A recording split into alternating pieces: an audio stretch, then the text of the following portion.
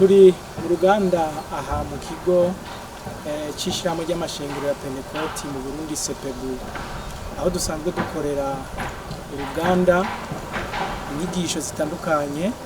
Dufise uruganda aho twakoranije abarongoye ibigo vy'indero mu mashure ari muri convention hagati ya leta y'u Burundi n'ishirahamwe ry'amashengero ya Pentecote mu Burundi sepebu, aho turiko turabira hamwe ingene dushobora kugwaniriza hamwe ibijanye n'ikoreshwa ry'ibiyayuramutwe mu gwaruka hamwe n'urudandazwa rw'abantu.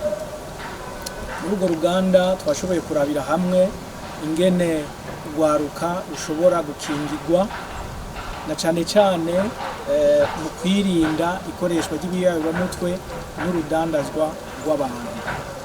Ibiyayuramutwe twaboneye hamwe yuko ari ibintu bashobora kuba bafata, vyaba ivyo banywa canke ivyo bafungura canke ivyo bimotereza canke ivyo baraba canke ivyo bumviriza, noneho bigahindura inyifato.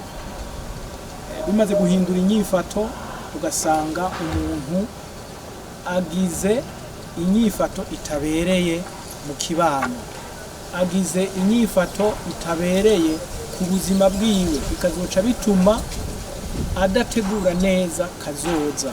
Urwaruka tuvuga yuko ari kazoza k'ubu, ariko kandi urwaruka tuvuga yuko ari bwo Burundi buno munsi, ariko kandi ari bwo kazoza k'igihugu. Mu gihe rero batifashe neza ngo batunge imibiri yabo uko bibereye, turashobora kubatakaza. Ku mazina yanje ni Mugisha Joel, nkaba ndumwe mu gwaruka naje kuri uyu munsi gukurikirana inyigisho zo kuri uno munsi zijanye n'uburyo twokwikingira ibiyayuramutwe ndetse n'ukuntu twofasha abandi. Mu buzima busanzwe nkora ibijanye no guhimiriza urwaruka canke abakuze bivanye n'imyaka yabo, tukabahimiriza ku ndwara zigiye zitandukanye, uburyo twokwikingira, kuko nizo santé publique et gestion de services de santé. Rero mu byo dukora tujeje kugira médecine préventive, gukinga. Mbaje ikibazo ciza cane. Mu byo twize twabonye les facteurs de risque canke ukuntu urwaruka rushobora inzira canke rucamo kugira ngo rutangure gufata ibiyayuramutwe. Rero kugira wikingire neza ugwanya les facteurs de risque, icambere hariho kugira curiosité, kumva ushaka gusoma urusaku, ushaka kuguta, kumviriza akakamogi ko karyoshe ukuntu kameze, ariko nagenda bahanure uzogire curiosité yo kumenya ibintu byiza, ibintu bikungura, ibintu bifise ico byo kumarira wewe. Ica kabiri twabonye igihari, mauvaise compagnie. Iyo ufise abagenzi babi barashobora ku influence, ariko wewe abagenzi bawe banzura abi yuko abagenzi mugendana hari ico bazokungura vraiment, hari ikintu bazokumarira, kuko iyo na kimwe bakungura nawe uraheza ngo ugasanga ubuzima bwawe bwononekaye. Ica gatatu twabonye kwigereranya n'abandi. Iyo wigereranya n'abandi bisigura ngo ntiwiyemera, uba ufise complexité, uba wumva yuko wewe ntiwikwije, ariko iyo uzi yuko wewe uko Imana yakuremye ufise agaciro, kandi hari ikintu Imana yateretse muri wewe, ico kintu rero kiba kiri muri wewe uteza kucexploit, tukagikoresha kugira ngo nturonke n'umwanya wo gutakaza. Kubera iyo udafise n'ikintu uri kurakora mu buzima, usanga uri waronse umwanya wo kugenda gufata bya biyayuramutwe. Rero mw'ibyo binene ko ndavuga bama facteur de risque, ifo kurondera ikintu kikokipa, kandi kindi ukaba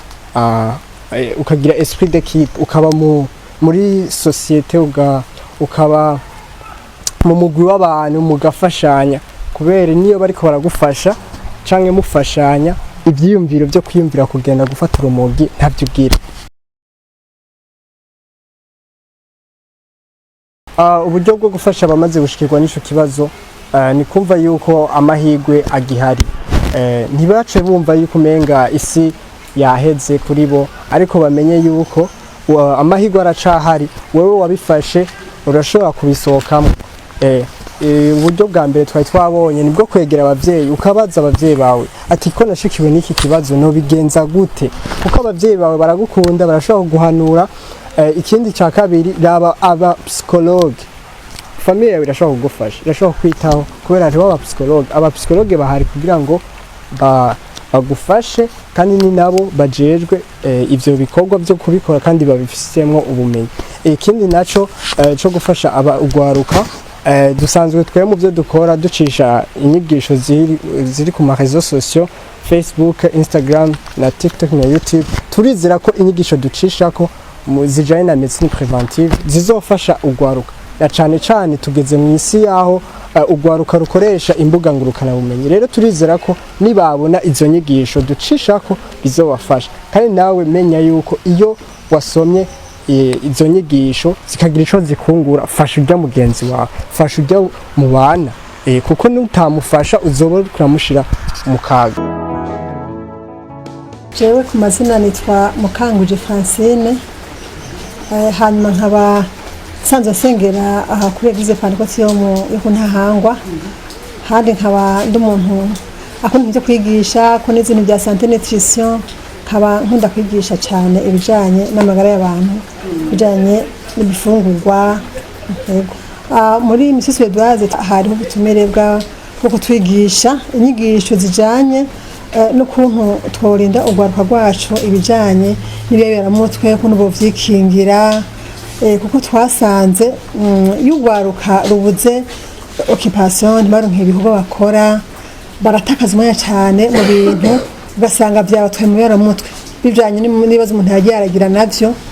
Abana ugasanga bagiye mu bintu bibasamaza byaba byo mu telefone canke ugasanga banyoye ibintu by'ibitabi by'urumogi n'ibindi bintu bikabononera umutwe kandi twebwe abavyeyi dufise ugwaruka nk'akazoza mugasanga ivyo bintu byabononye imitwe yabo. Rero twashaka n'ukuri ivyo bintu tumaze kubifata neza tubibuze abana bacu ntibazoje mu byo bintu byero umutwe kutubonye ubwoko bwinshi cyane no kuri ivyo umuntu yumvise birashaka kuba ibero umutwe ivyo umuntu aravye bucya bikaba ibero umutwe.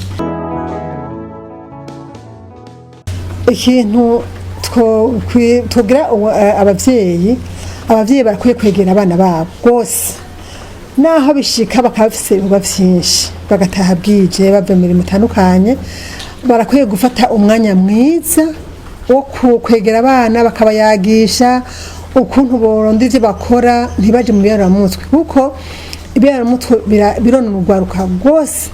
Rero kubayagisha ico bagiye gukora bakamenya programme z'abana babo ico bazokora ejo ico biro barakora kugira ngo ivyo bintu bavyirinde cyane kuko kungahi Bujumbura yo ngaha mu gisagara ca Bujumbura ibintu bisamaza urwaruka ni byinshi cyane.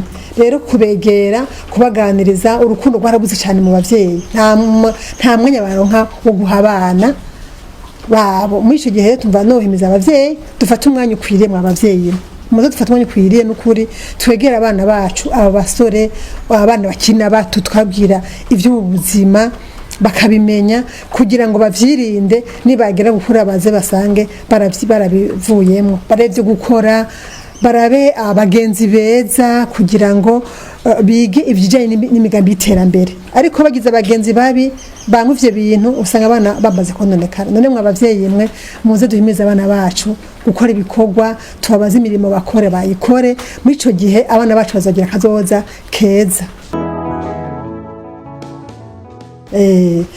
Jewe mu kibano kwegera abana gugwaruka kubegera je musanzwe mu vyisanzwe narize kwishure twarize la psychologie de l'enfant de l'adolescent d'adulte.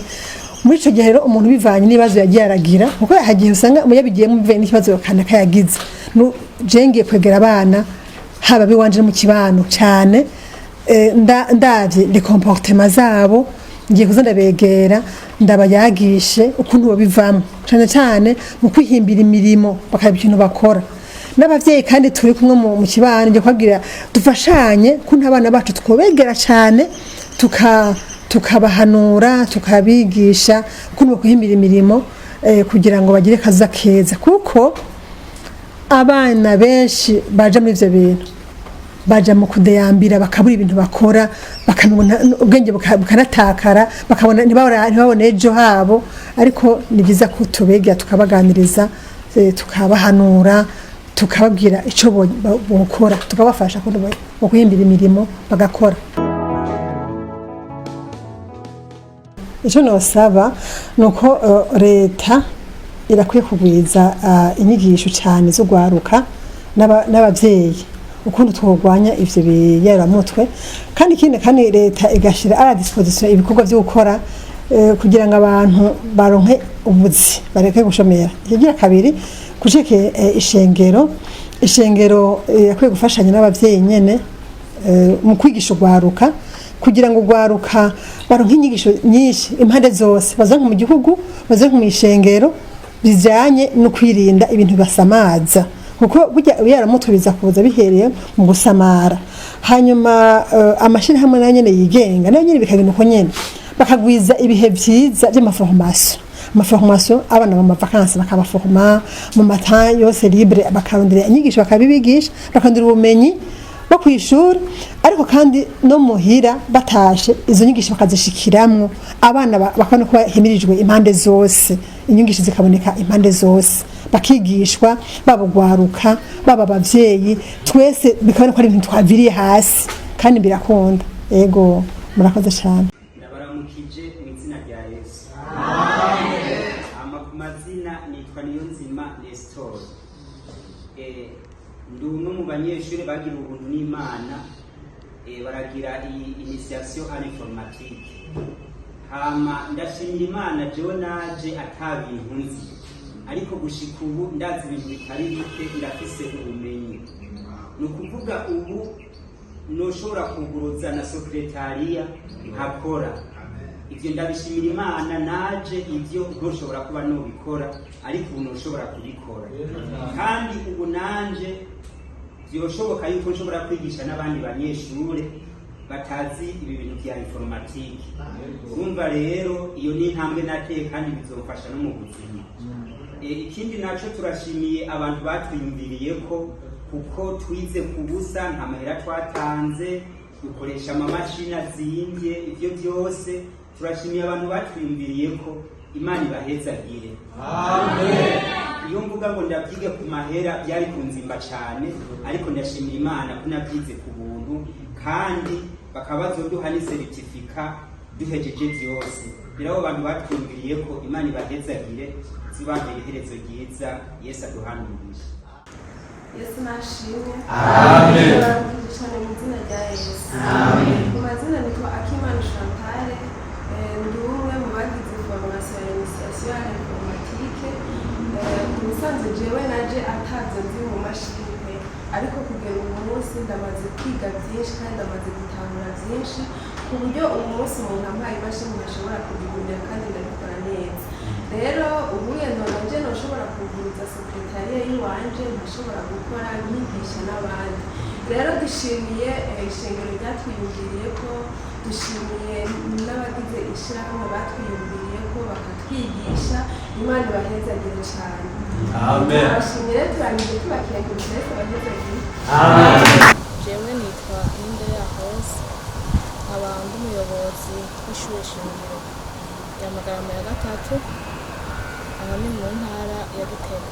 Ibiyabiramutwe bironona amagara, ibiyabiramutwe abana banywa bironona amagara muri servo twabonye yuko jona muri servo nyene basanga servo yafundise umwana ntakishobora kwijera cyangwa kwikontrola kandi ko vyonona n'umutima n'amahaha amagara y'umuntu basanga umuntu yarononekaye kubera ivyo musanga umutima hari n'igihe bavuga ngo umutima wahagaze kubera ivyo bintu byarabaye byinshi cyane basanga umuntu yapfuye batari banabizi ko ivyo bintu byabaye muri we kenshi umuntu nuko genda biraguye ego twize no ku rudandazwa rw'abantu sibyo tuvuga ngo bagiye hariya muri umane cyangwa bagiye hehe bagiye kugirane ugashobora bafatwa nabi ariko twabonye yuko n'ababana bagenda baja gukora mu buzi bwa mu nzu z'abantu naho nyene ko ari udazwa kw'abana ugasanga umwana yagiye gukora afise imyaka mikeya agiye gukora ibintu bimurengeye uko angana natwe twajya kwa bidandazwa twabonye yuko ikibanza c'umwana ni mw'ishuri ikibanza c'umwana kuza gukora ibintu bimurengeye ugasanga bamemera duhaya dukeya umugabo abakorera ibintu by'ishano bimurengeye twabonye byinshi cyane bashimiye sipeku yacu yateguriye uruganda mwese abanyumvise imana ibahezagire murakoze